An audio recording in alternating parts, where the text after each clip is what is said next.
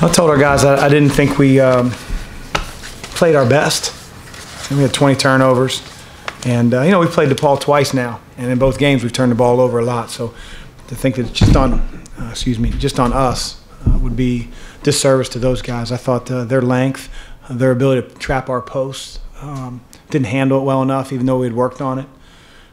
So, you know, outside of that, the turnovers, which was a huge storyline for us, and I thought our guys played really well defensively. I thought we were locked in. Certainly it helped that Max wasn't in the majority of the first half, and you know sometimes it's really hard to rebound from a first half where you're not really a part of things.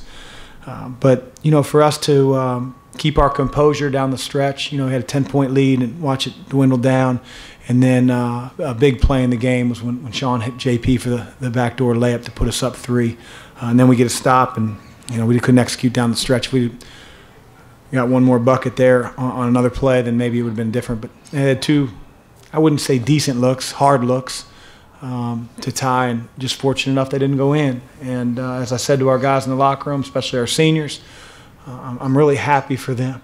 You know, we're the only team since we joined the conference to win the Big East regular season outside of Villanova. And this league is a monster league. And so to watch those kids come in on their unofficial visits, you know, with their parents, and you saw them a dream, and to see that sort of culminate into being outright champs is special. But from here on out, every game we play is meaningful. You know, we want a Big East tournament title. We got to be able to handle business on Thursday, and then we'll push forward. But every game from here on out is meaningful. Chris, last year in New York, you guys were able to kind of set a tone that you then carried through to the NCAA tournament. Obviously, like you just said, you want to go and win the thing next week. But in addition to that, how would you like the team to play? What kind of attitude would you like to see them exhibit? Stuff like that. Yeah, I mean, I always want to be the little kid that, you know, flies up and jumps in the pool and doesn't test the water like a 48-year-old would. You know, just jump right in. And I'm a big believer in you get what you earn, and you earn what you get, and you go after things. You know, you don't sort of play on your heels or play defensive or, you know, scared to have success.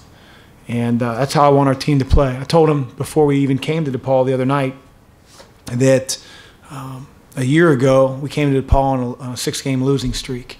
And we were fortunate enough to beat them. And then we went to the conference tournament, and we had this huge weight sort of lifted off our chest. And we played like a group that was like, you know, primal screaming. Like we were out there playing for one another, reckless. And I said, you're going to get thrown in a pot with 67 other teams in a couple weeks.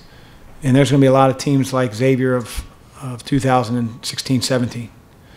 And we can't be the entitled fat cat that, you know, wears a 1 seed or a 2 seed or whatever we end up being, because that'll mean a hill of beans when they jump it up.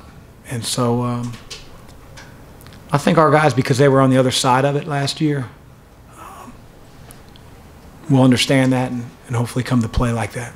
Are you interested participating in any of the talk about getting a 1 seed? Is that a goal for you guys? I mean, participating in the talk? I mean, you just asked me. It's not a goal. Okay. No. It wasn't a goal that we set out. You know, I don't know. I don't really care. If we're a 1 seed right now as of today, then I want to keep it, because if we don't, that means we're losing early. So, yeah. But it wasn't a goal that we set out for. So. What about the effect that JP and Trayvon have on the underclassmen this year, and how that's played into the success of your team? Yeah, I mean, it's a great culture that we have. The JP, Trey, and Sean sustained because it was there well before they were seniors. When those guys were freshmen, we had 2 seniors named Matt Stainbrook and D. Davis, and they were the most selfless, pass the ball first, find their teammates, care about the team over self. And that was the impression that those freshmen at the time, Sean, JP, Trey, that was the impression they got. And now when Paul Scruggs is in a huddle and Trayvon Blewett's locking eyes with me, and he's not like smacking his lips about not getting a shot on the last possession, or you miss me, and all that garbage that we're fortunate enough not to have, it's because of the character of those seniors. And I think they saw that when they were freshmen. Now, hopefully our freshmen like Paul, Najee, Elias, they're seeing the same thing, and they're going to carry that on. for Quentin and Paul, how has the success of your point guard play played a role in your great offense this season? They're our two most improved players. Quentin, nobody wanted Edmund Sumner to get hurt a year ago. It was probably a blessing in disguise for Quentin because he was able to assume point guard duties where I couldn't take him out. He averaged 35 minutes a game. He experienced a lot of failure early on, experienced a lot of success later on, and I think that is really, it really bodes well for him this year. And then Paul was pathetic early on. He was a guy that was very highly recruited, was talked about a lot, and came in with a lot of expectations and pressure and didn't play very well.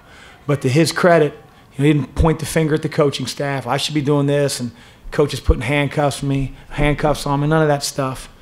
And he's just improved. And those two guys are our most improved players throughout the year, and I think that's a good thing for our team.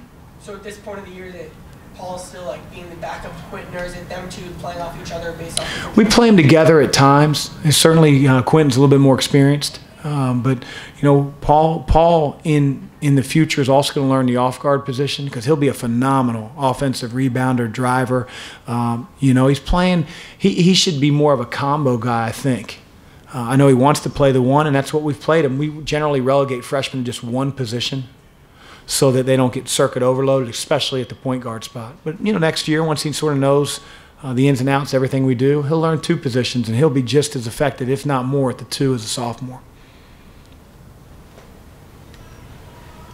You guys got a beautiful building here. This place is awesome. Hey, thanks.